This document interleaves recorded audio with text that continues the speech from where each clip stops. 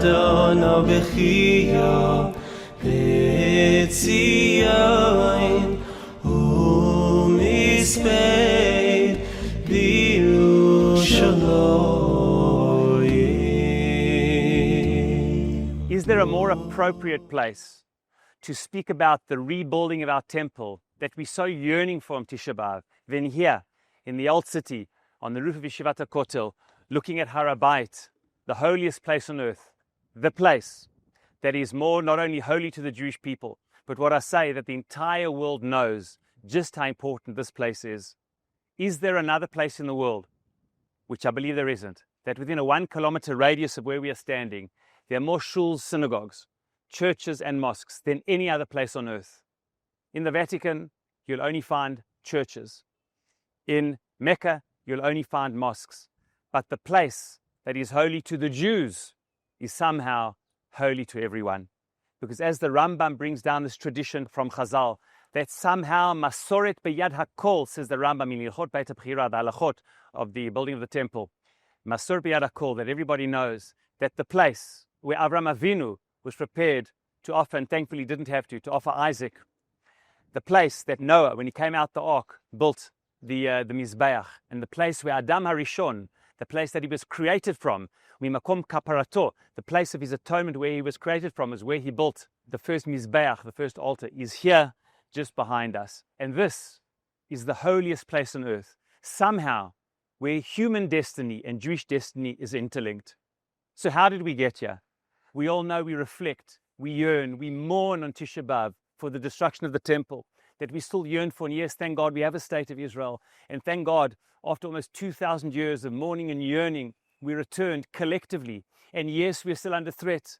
And yes, we had the horrific attack on October 7th. As of this recording, which I hope and pray by the time we listen to this, all of those, the 50 hostages will be back home. Our son Daniel would have been interred in Israel, along with all the other who need a Kfurat Yisrael, and along with all those who are still alive, Matan in our tank and all of the others, Itai and everybody else will return to Israel. And despite the pain of Simchat Torah and October 7th and everything since then, we live in the independent state of Israel. We're over 7 million Jews. Millions have returned and building an incredible state, an incredible country in here in Eretz Yisrael, the land of Israel. And the largest Jewish city in terms of geography and population is here in Yerushalayim. But despite all of that, the temple has not been rebuilt. And us as a people are still yearning. Ki beiti beit tefillah yikarei lechol ha'amim. That our vision for a Jewish temple is a universal one. It is not one where everybody has to become Jews. Not everyone has to be like us. The incredible thing about Jewish pluralism is that we believe that you don't have to be a Jew to have grace from God. You don't have to believe in the specific things that Jews believe in and keep their practices. No, everybody need not convert. You're welcome to convert, but you don't have to benefit from God's divine grace, because after all, there's 70 nations of the world and everyone has their path. And yes, the Torah Judaism has basic tenets of morality, believing in one purposeful, personal God, believing in justice, believing in treating all creatures with mercy and other laws. But they are basic laws of dignified human and spiritual living. But you need not be like us to receive God's grace. And therefore our vision of a temple, ki beiti beit tefillah yikarei lechol ha'amim, like Jerusalem today is a place of pilgrimage to all, so too the temple that will be rebuilt soon, speedily in our days, will be one which will be a Jewish temple, but one of universal human impact. Umal'ah ha'aretz dat Hashem, that people want to come from all over to be able to connect to the divine heavenly nexus between heaven and earth, between God and the world and cosmos that He has created. So what is the key? Why is it that we are living in an era that we do not have a temple which has been rebuilt? Why is it that we're still suffering so much pain and suffering, and still at every single wedding that we say, we have to remind the Chatan and Kala at the happiest moment of their life has to break a glass and say, Im eshkachech Yerushalayim, how can we come together when the Jewish people remain torn apart, when there's still so much suffering, where God's Shekhinah and presence is not amongst us? How did we get here? And most importantly, how can we move forward and get to the rebuilding of the temple? The sages have given us a very clear spiritual diagnosis of how it is that the second temple will destroy it. It says in Masechet Yoma Daf Tet on page 9, because of sinat chinam, a baseless hatred. I've always struggled with what is baseless hatred. I've never met a person yet in my life who hates another human being for no reason. No human being is a baseless hater. Whether their reason is justified or not, they have reasons. They hate people for religious reasons, for personal reasons, for cultural reasons, for spiritual reasons, for moral reasons. People have reasons to hate. But it seems that our sages are saying that not all reasons to dislike somebody and to hate is justified. Sometimes the reason you dislike or hate somebody is totally not justified. When you are able to disqualify another person and their views that they have absolutely no validity, you cannot see any good in them. You cannot see the Tselem Elokim in them. You cannot see God's presence in them. You cannot see any truth in people who you argue with. When we looked around, that's exactly what happened in the time of the Second Temple. It was the Netziv, the famous Rosh Hashiva Volozhin, who famously said in his introduction to the book of Bereshit that the hatred was so much that people believed that those who didn't follow their way in Torah, to quote his words, were tzidukim and apikursim. People would look at other paths of Torah Judaism as Torah Jews and say, those people, them, they're not Torah Jews, they're apikursim, they're heretics. They are people, not only heretics, they're people who like tzidukim, they're Sadducees. You can't believe in their path, meaning it was our way or the highway. As it says in the scrolls of Qumran, B'nei ha'choshech v'bnei ha'or. If you followed our path, you were the sons of light. If you followed the other path, you were the sons of death. And there were so many sects, says Josephus, Flavius Josephus in his book, The Wars of the Jews. He says there were all the different type of sects. There were the Zealots and the Sicarii and the Essenes and the Sadducees and of course the Prushim, the rabbinic sages. There were all these different groups and all of them had a different view. And says the Netziv of Volozhin, each one viewed the other one, and also the sub-sects, that only they were right and the others were not. Zealotry, a passion for absolute truth the way we see it, us and them. Ad hominem attacks, I am right and you are wrong, reigns supreme. Ladies and gentlemen, isn't that exactly what we are suffering from today within the Jewish people and within the Western world at large?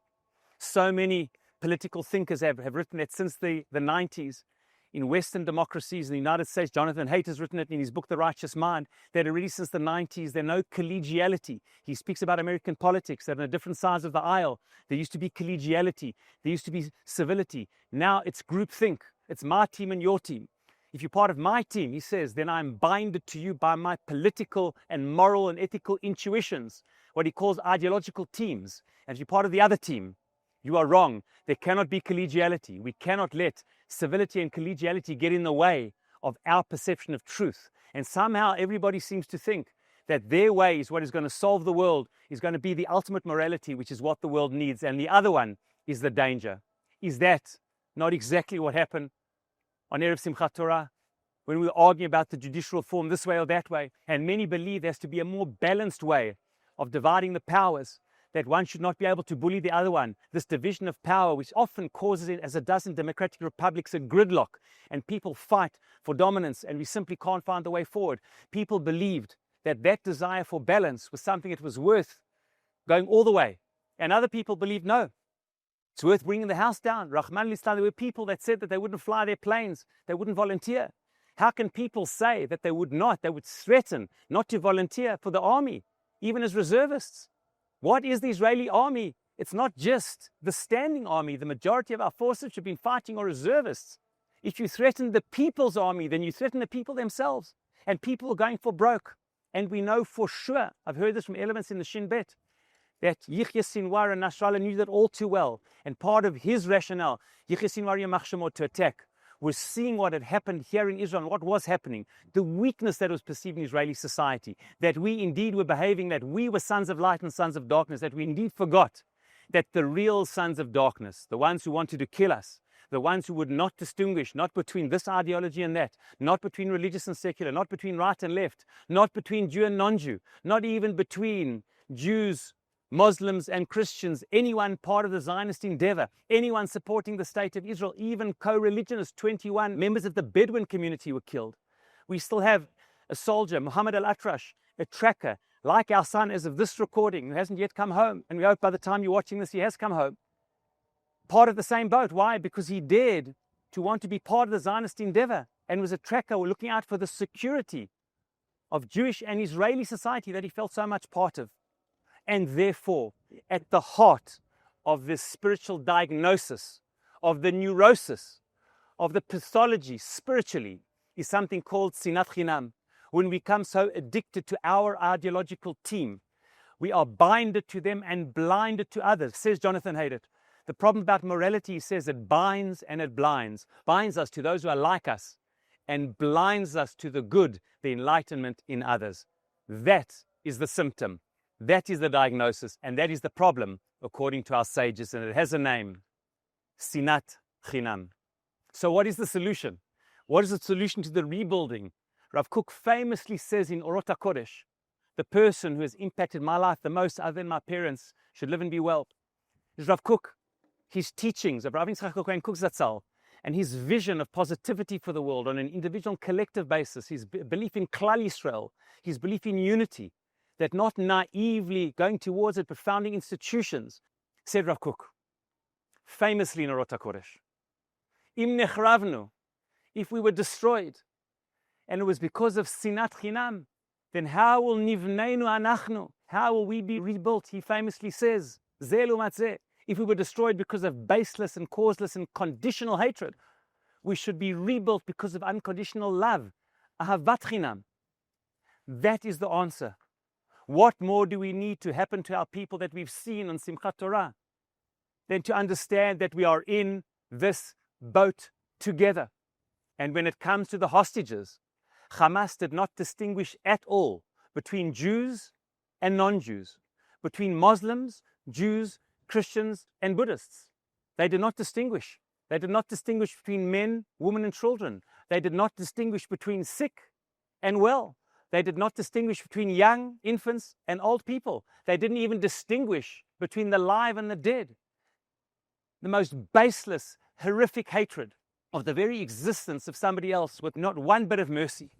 But yet we were all linked together. We need to look inside to unconditional love. That is the neurosis. That is the spiritual pathology. But that is also the elixir, the trufa, the solution, the way forward. So how do we do it? How we do it is becoming fanatics, radicals of unconditional love. We look around at our fellow Jews, and we look around at everybody in our Jewish and Israeli society, and we judge them favorably. I can't get over, to me, what's part of sinat chinam is that in arguments, we so often attribute our motives to holy motives. How often do we hear on both sides of the political spectrum? Somehow people are part of your ideological team. Our motives are pure. We want what's good for the Jewish people. It's just the others who are a danger to society. The others are the ones who are looking out for their own personal interests. The other ones who will put their personal interests before society. We have no political aspirations. We are the ones who have no individual agendas. We are the purists, really. But you know what? That's exactly what the other side thinks. Maybe it is that you have pure aspirations for what's good for the Jewish people, and so does the other side.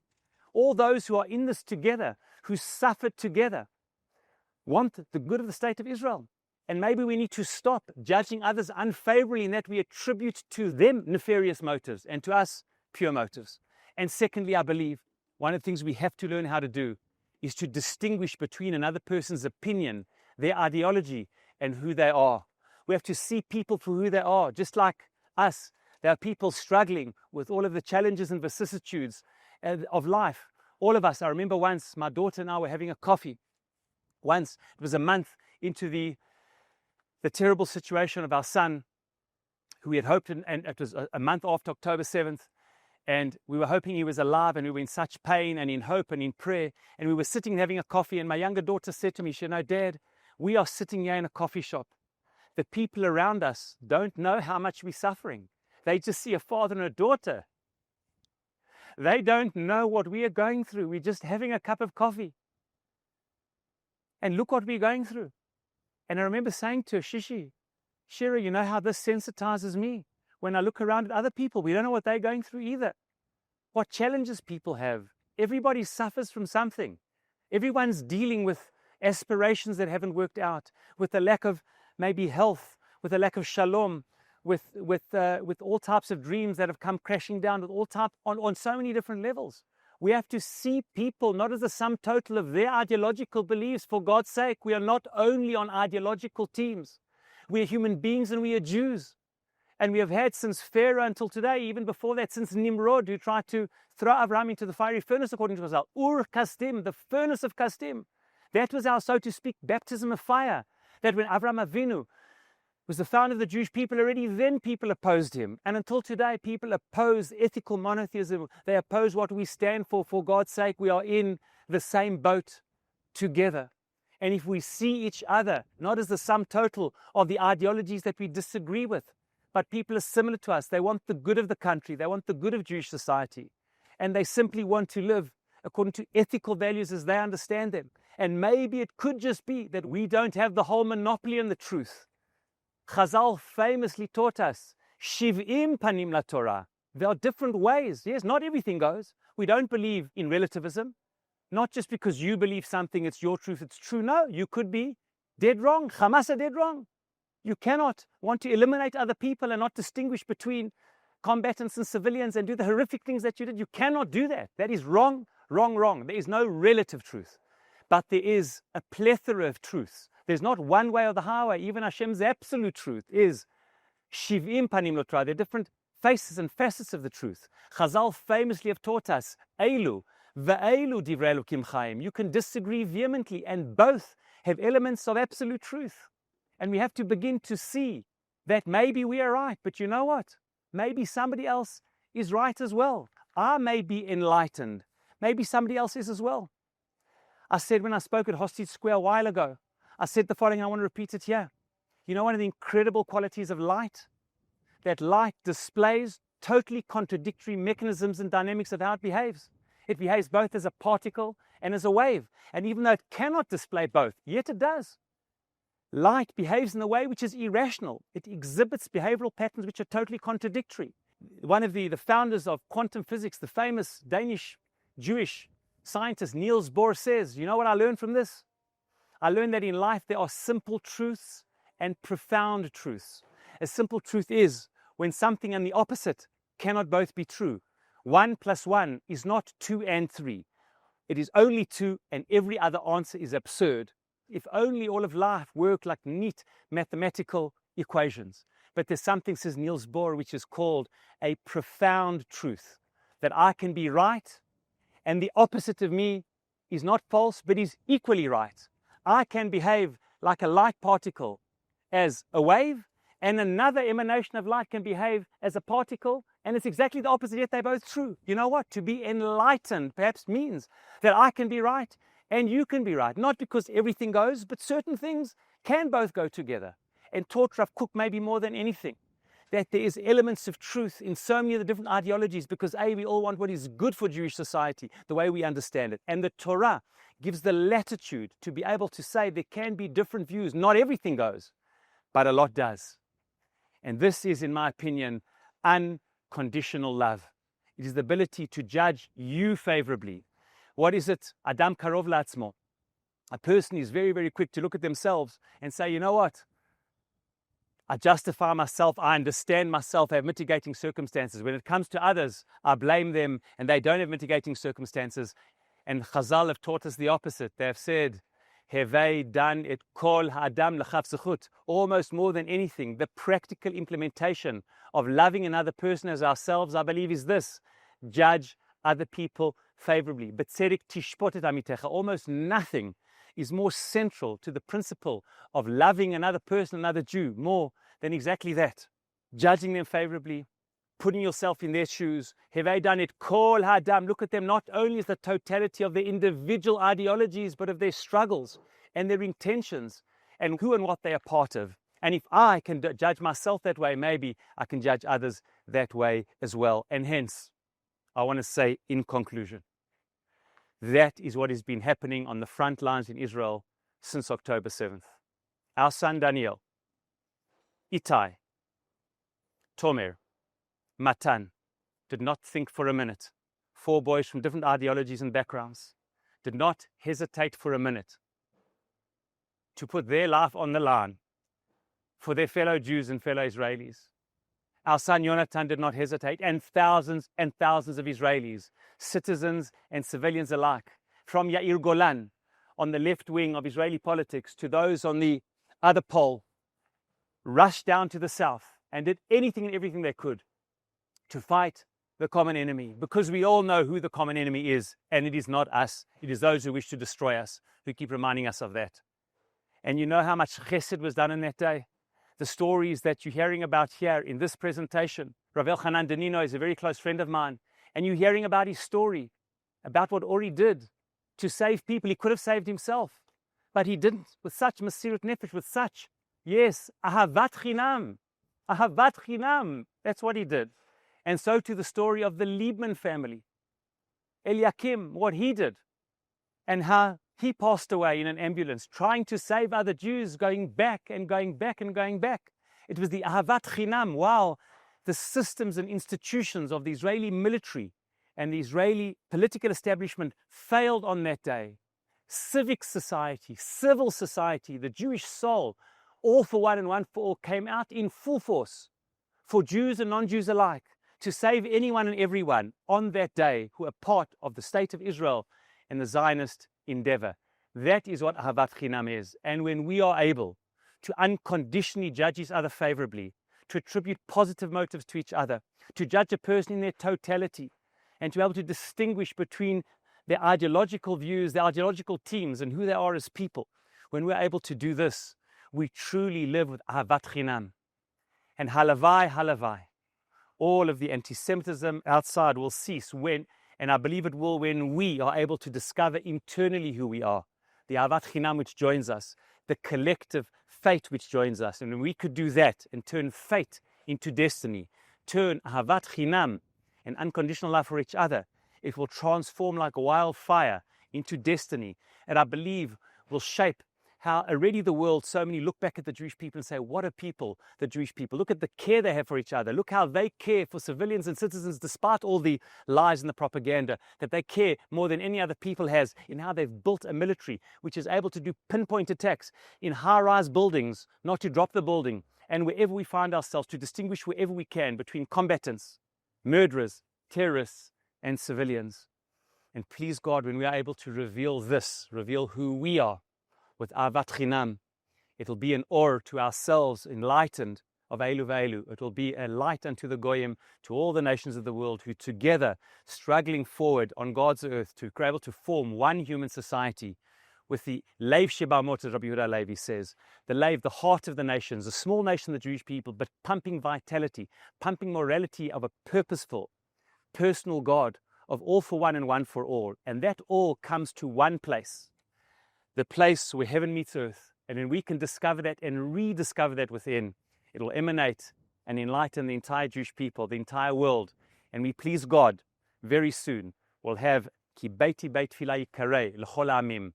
The mourning and yearning will turn into a return to who we are, to live in God's world, the heavenly world, the way we wish for ourselves.